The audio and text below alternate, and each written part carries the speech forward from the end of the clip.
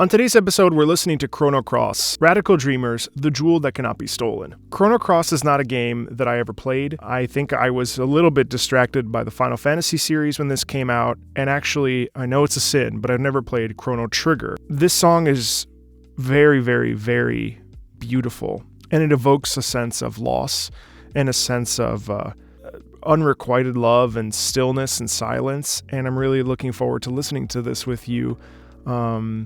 It's absolutely beautiful, and Yasunori Mitsuda really brings such an essence of humanity in this music. So I'm very, very excited to dive in, and let's do it.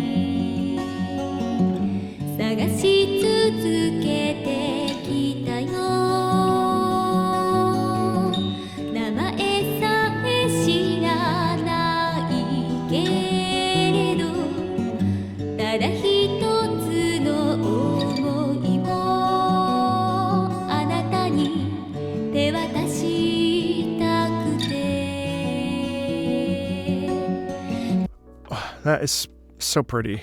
I think using the solo guitar here is really ingenious because there's a very natural quality of stillness and peace, and you get this sense of, to me, this sounds like a love song, but it's like unrequited love. This is a song about loss and about trying to come to terms with that loss, but also there's a sense of pursuit, of finding your love again. There's a sense, there's a real melancholic essence to this that is very piercing and very raw and very hard on the sleeve, candid here. And also with her singing, there is an essence of tenderness and almost like youthful love, a love that I suppose in this case crosses timelines. You know, there's purity in this, and there's purity in her singing, and there's purity in the way that we approach. I keep thinking about nakedness. There's a real sense of I love you so much, I will spend eternity with you. I have to find you wherever you are. I love you, and yet there's this edge of deep loss and confusion, and I find that very interesting.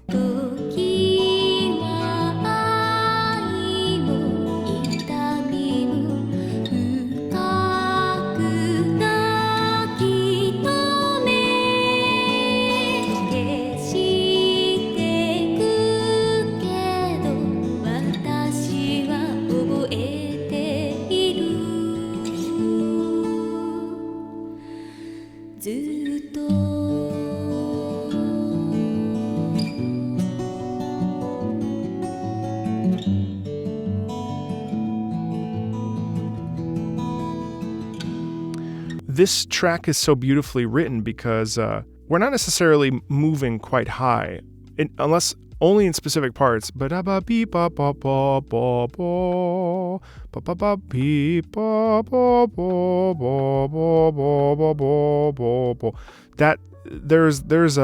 there's a spoken quality to these to this melody.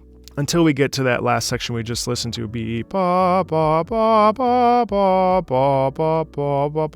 that's when we're reaching into the slightly upper range, and there is an elegantness. And again, the vocal quality here is cool because she's also as crystalline as crystalline. Is that a word? Crystalline? She's also as crystal clear as the guitar. And they have this symbiotic relationship where the two of them have such crystal tone that you can't help but let it pierce you in that raw quality that gives us a sense of hope and also loss at the same time. I also appreciate that there's very little vibrato in this. I think vibrato plays an interesting role in singing in general. Obviously, vibrato is a key component in operatic classical singing, and often in musical theater as well. However, in this case, because this is sort of this, it's not a pop song. It has that aesthetic, but I don't consider this a pop song. Not using vibrato, except for in very key specific moments, whether intentional or not, is very affecting, because I think the vibrato gives us a sense of life and a sense of breath and a sense of support.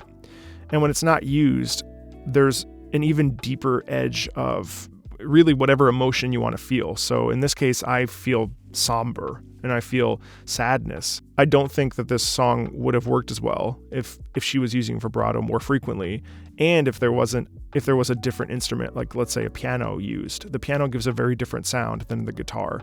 The guitar has almost a human quality to it, much like a harp, and I think in general plucked instruments are like that. String instruments and plucked instruments are liked that generally.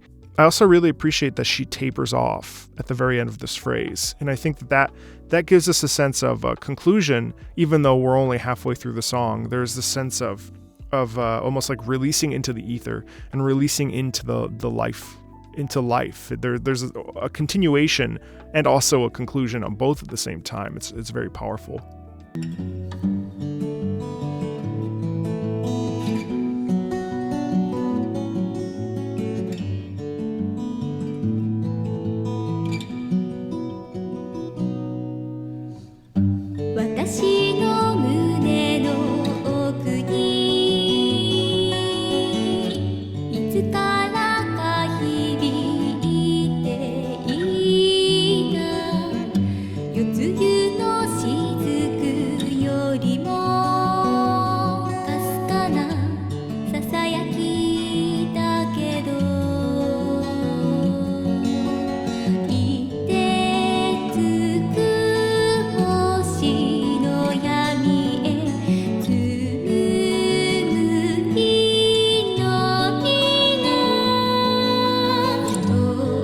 I love that.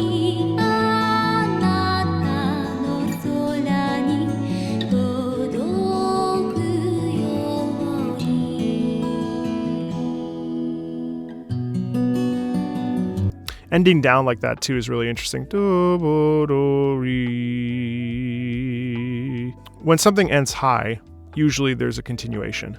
And when something ends low, there's usually a finality to it. And there's like a known factor here. There's a sense of understanding and not being able to do anything about the situation at hand. There's a sense of okay, I can't do anything about this. This is how this is, which is absolutely, there's a real feeling of melancholic peace that is coming across in this song. And actually, I brought up the lyrics. Check these out. That is exactly what I was thinking the song was about. I followed this far in search of that glimmering light, clasped in the hands of a child wandering the brink of time. I have continued searching for you, though I know not your name, because I wanted to share this feeling with you.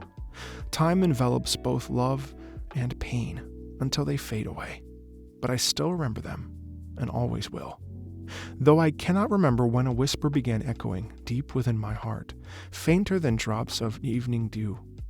May this prayer I spin weave through the darkness of the frozen stars and reach the skies above you, so far away. I mean, that right there is the sense of love and loss and wanting to be close to that person again, knowing full well that that's not possible. And yeah, it's beautiful.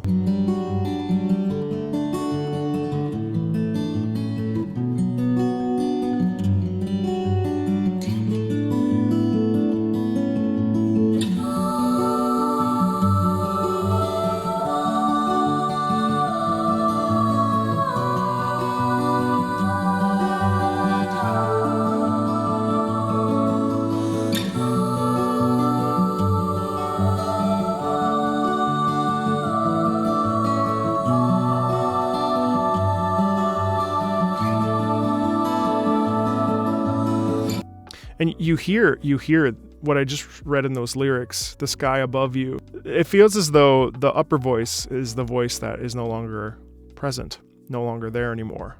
And it's like that celestial call, And then you've got the earthly call, which is the lower of the two voices. And that voice is present with what is on earth. And the heavenly voice and the celestial voice it's like the final duet that they share together. The final, and perhaps it's a reference to the fact that, yes, we do lose people. People go on without us in life and in death, and we are still connected by our souls. And so even though you're singing your song, they are also singing your song with you in lifting you up and supporting you, which is certainly my interpretation of the situation. But, I think it's certainly possible that that would be the effect in this case musically.